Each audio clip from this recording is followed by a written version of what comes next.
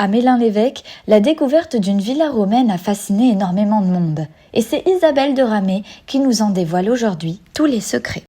Ici, on se trouve sur les hauteurs de Mélin-l'Évêque et derrière moi donc, se trouve le zoning de Guilanguin qui se répartit à la fois sur Mélin-l'Évêque, là où il y a la boule du château d'eau, et sur Guilanguin de l'autre côté et un petit peu sur Oligny.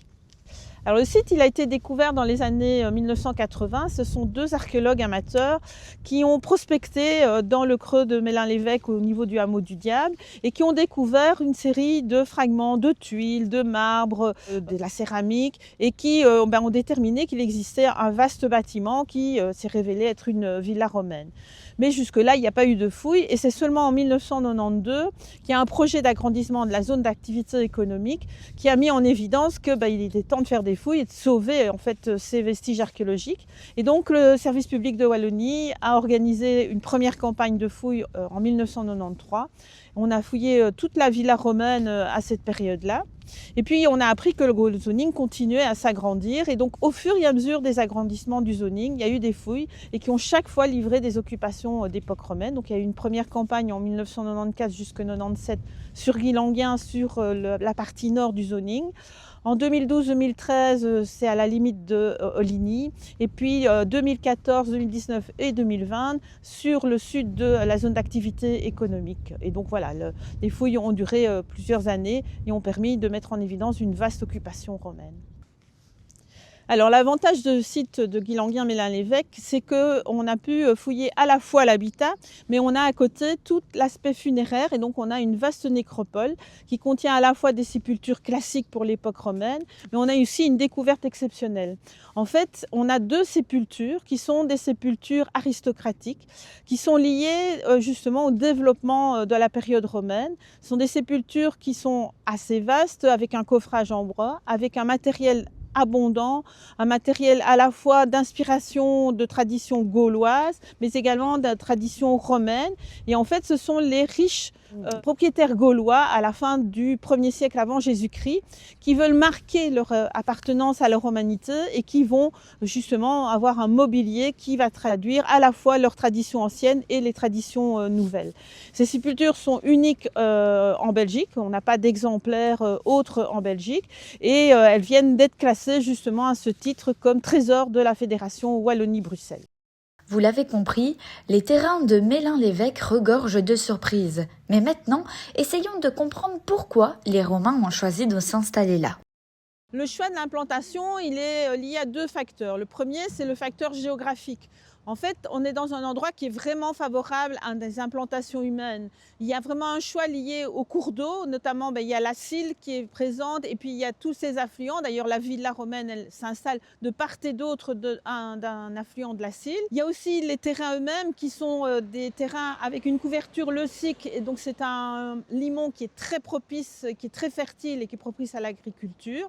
Et puis il y a le choix évidemment, je vais dire stratégique et économique, c'est-à-dire qu'on se situe à vol d'oiseau, plus ou moins à 11 km de deux chaussées romaines qui partent de Bavay, qui est la capitale de la cité des Nerviens. On est également à une quinzaine de kilomètres de Blicky, qui est l'agglomération romaine la plus proche, et c'est très important puisque les villas ont généralement un propriétaire qui a une activité dans la politique romaine, et donc il est à peine à 15 km de cette activité. Et donc le choix, évidemment, est bien stratégique. Partons directement à l'espace gallo-romain pour en savoir plus sur les habitations. Alors les fermes gauloises et les villas romaines, en fait, ont les mêmes origines au départ. À la fin du tout 1er siècle avant Jésus-Christ, l'élite foncière gauloise va se développer et cette élite foncière va être à l'origine de la création de vastes domaines agricoles. Dans cette élite foncière, au moment de la romanisation, il y a une classe émergente qui va se créer et cette classe va vouloir marquer son attachement à Rome, à la romanité. C'est aussi une classe qui va acquérir des droits importants dans la société romaine et notamment occuper des fonctions administratives dans la société romaine. Et cette classe, pour marquer sa romanité, va construire à la romaine et donc va être à l'origine de la création des villas romaines. Et donc la première différence qu'il existe entre la la ferme gauloise et la villa romaine, ce sont les matériaux de construction. La villa va être principalement construite en matériaux durs, alors que la ferme gauloise va rester dans des matériaux périssables dans la tradition gauloise. Sur la structuration, on retrouve le même principe de structuration, c'est-à-dire qu'on a plusieurs enclos qui vont former ces domaines agricoles et dans les villas et dans les fermes aussi, un enclos qui va accueillir toute la partie résidentielle, l'habitat des propriétaires. Et ici, on est vraiment à l'endroit de séparation de la villa de Mélin-l'Évêque entre cette cour, je vais dire agricole, et cette cour résidentielle. Dans les villas, c'est bien défini, bien déterminé. La fonction résidentielle se trouve dans ce qu'on appelle la pars urbana, alors que dans la partie artisanale et agricole se trouve dans la pars rustica. Et ça, c'est vraiment une définition très différente entre la villa et la ferme gauloise. Au niveau de la fonction, il y a aussi une différence importante. Les fermes ont tendance à avoir un faire-valoir direct, alors que les villas, c'est un faire-valoir indirect, c'est-à-dire que le propriétaire va donner la gestion de son domaine agricole à un intendant, qu'on appelle le vilicus, et le vilicus aura souvent sa maison au sein même de la villa, et c'est souvent justement à la transition entre la pars urbana et la pars rustica. Enfin, dernière chose qui va différencier les deux, bien comme le propriétaire veut montrer sa richesse, son appartenance à la romanité, on aura tendance à avoir des aménagements qui sont volumineux avec des constructions qui sont gigantesques. C'est le cas de la villa de Mélin-l'Évêque qui est immense puisque le corps de logis fait plus de 100 mètres. Alors pour fouiller des vastes zones d'activité économique, sur celle de Guilanguin-Mélin-l'Évêque, c'est presque 300 hectares de fouilles.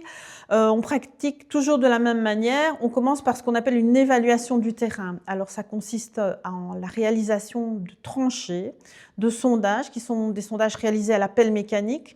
Les tranchées font en moyenne 1,80 m, 2 m, c'est la largeur du bac de la pelle mécanique.